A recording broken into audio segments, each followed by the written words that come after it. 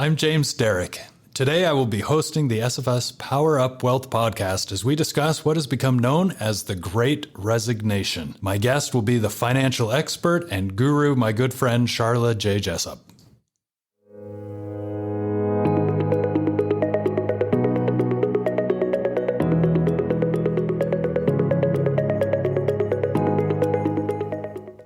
Welcome to the SFS Power Up Wealth podcast, where we provide impactful insight and expert opinions on timeless financial principles and timely investment topics, preparing you to make smarter decisions with your money.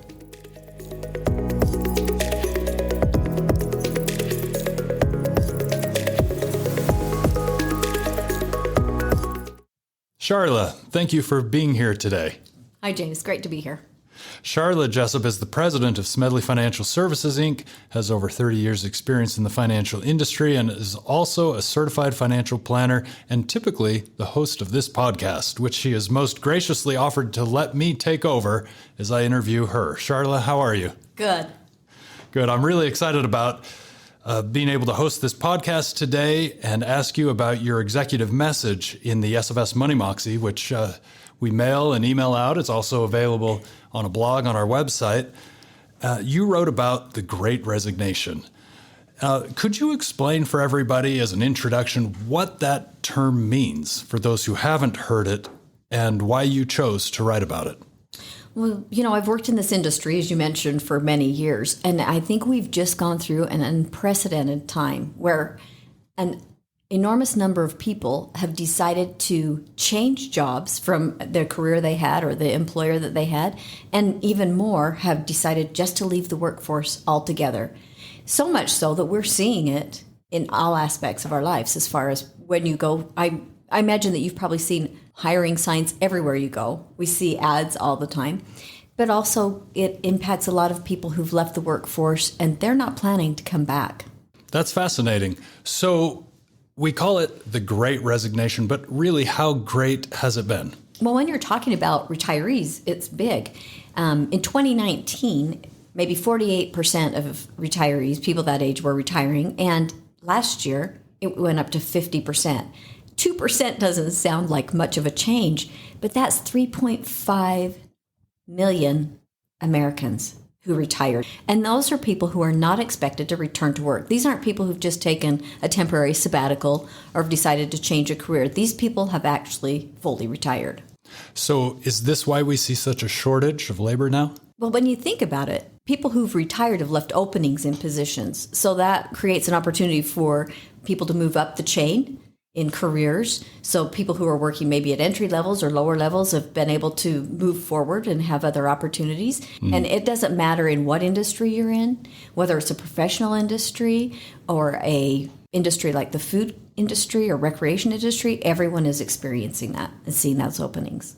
Yeah, we definitely see that across the board. I mean, there are far more openings than there are workers available. Do you think, you mentioned that these retirees are probably not coming back. What about others? You mentioned childcare in your article. How does that fit into this? Well, to answer your question another way, one of the areas where we saw a big vacate in the workforce was in working women, or even working men who have a spouse that works and they've decided to be at home. But mostly it hit women. So during the pandemic, women became the caregivers for their family, educators, because a lot of the children now were not going to school, they were doing school remotely. Daycare became a problem because a lot of daycares closed down during the pandemic because they weren't able to function, or maybe they had to reduce the number of children that they had for space constraints. So daycare became more expensive. And so we saw this trend of women who had been working and had careers, who had maybe a spouse that was also contributing to the family income, where they've looked at it and decided, you know what, I think we can make it on just one income. We're going to save on childcare. We're not going to have the extra expenses. And so rather than being a 2-income family, we're going to go to a 1-income family. Do you think that those individuals are likely to come back? I think it's very likely that they will come back, especially if they get through a period of time where maybe daycare is more available and affordable, because daycare is a pretty large expense for a working family. But if they can manage daycare, get a position where they have a good income, I think that we'll see them go back into the workforce specifically for the reason that they will probably need to help plan for retirement in their future. Okay, let's pivot back, circle back to the retirees. So how does it impact the business of financial advice, your job, when you're sitting down with somebody who has a sudden retirement? Maybe they've been thinking about it for a while, but now it's upon them. We see a lot of people who hit that. Once they start thinking about retirement, it's not that long before they actually do retire. But it makes our job even more important to make sure that they are taking into consideration all of the different aspects of retirement, expenses, what they're going to do with their time, what they're going to retire to, how they're going to afford it. Is their nest egg going to be able to cover what their expenses are going to be? What about health care? Are they the age where they're going to be going on to Medicare? Are they going to have private insurance for a few years? If they're younger than 65, there are a lot of different implications that they have to consider, navigate through the different costs and expectations. And on top of this, they're living longer. So they're going to be in retirement longer than other generations before them.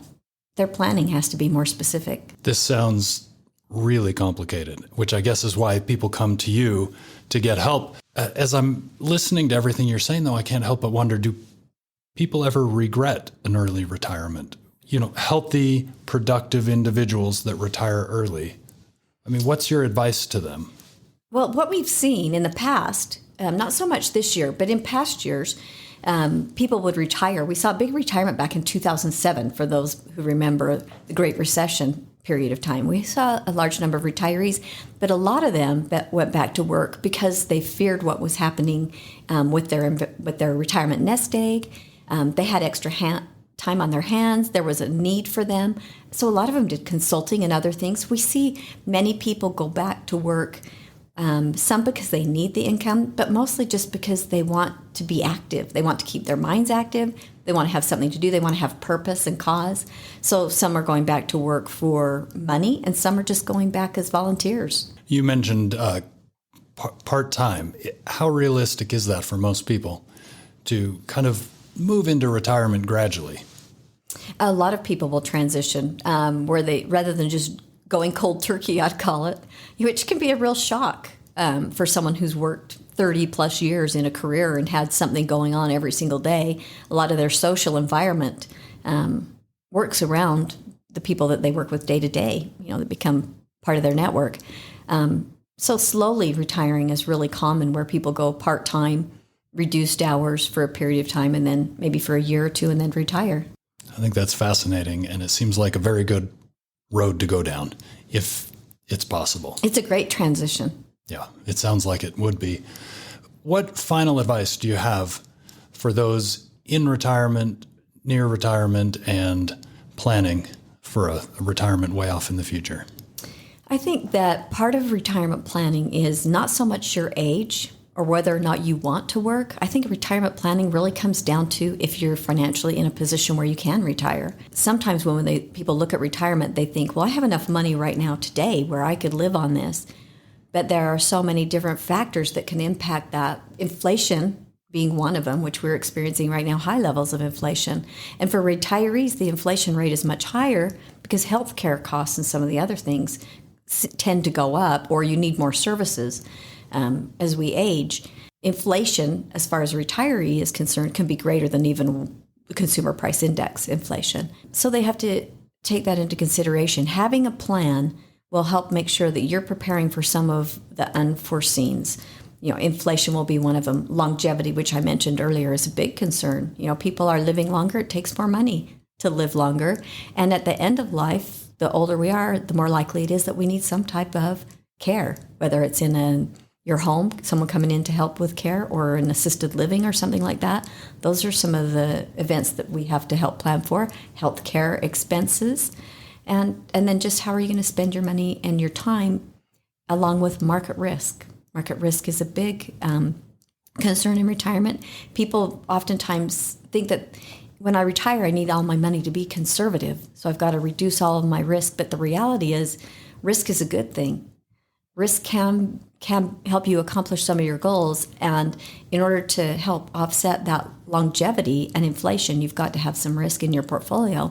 So having a lifetime income plan, which helps balance risk with your needs and time frame and take into consideration those items that I mentioned earlier, will help you be better prepared. Let's take just one last moment to drill down into this lifetime income plan. So this is where we have some money that is conservative and some that is moderate and some that is aggressive.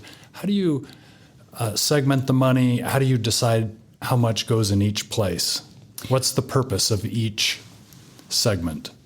Well, the basis of the plan really focuses on an individual's or a couple's values and goals. So we're determining exactly what their expenses are going to be, what their needs are, what they're hoping to accomplish throughout retirement, and then we help break that down into segments of risk and time frame. So you might say for the first 5 years of retirement, I'm going to need this amount of money to help supplement my retirement on a monthly basis. So we do the calculation to determine how much we need to set aside in a more conservative space where we can limit the risk or greatly reduce the risk. If we do that, and then we increase the risk in segments, 5 or 10 year periods, we're able to keep the money that's invested in the market invested longer because we can manage the emotional side of investing. And in retirement, the emotional side of investing becomes very real. If you've got a nest egg and you're invested and you're watching it go up and down and you're thinking, my accounts have lost the amount of money I might need to supplement for my entire year, that fear causes people to pull back and maybe want to get out of the market. But we're able to help keep people invested if they know that they have money set aside for a certain period of time where we don't even have to worry about what the market's doing. That gives investments in the market more time to grow and to withstand any volatility. Oh, I can see the real advantage to that. And I like the idea of not having to sell assets maybe when they're down in order to supplement your income.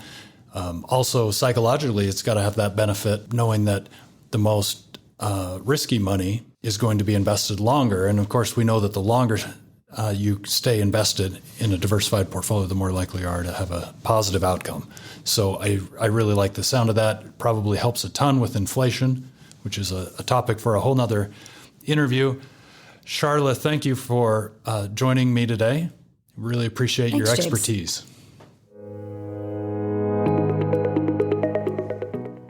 Thank you for joining the SFS Power Up Wealth Podcast.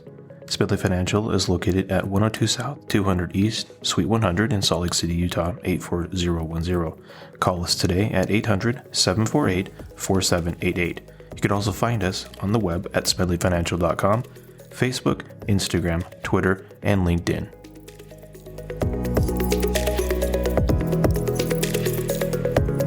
The views expressed are Smedley Financial's and should not be construed directly or indirectly as an offer to buy or sell any securities or services mentioned herein. Investing is subject to risks, including loss of principal invested. Past performance is not a guarantee of future results. No strategy can assure a profit nor protect against loss. Please note that individual situations can vary. Therefore, the information should only be relied upon when coordinated with individual professional advice.